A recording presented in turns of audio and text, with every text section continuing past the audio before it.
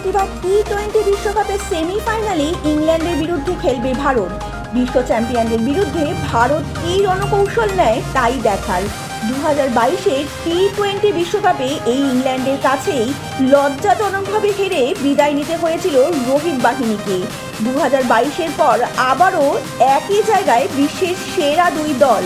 এখন দেখার ইতিহাস পুনরাবৃত্তি হয় নাকি নতুন ইতিহাস তৈরি হয় প্রেসিডেন্ট স্টেডিয়ামে।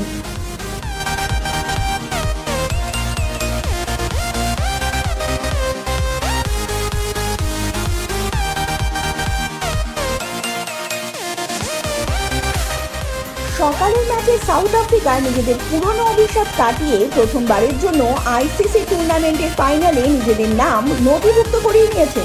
তাদের সঙ্গ দেবার জন্য কোন দল উপস্থিত হয় সেই দিকেই চোখ থাকবে সবার।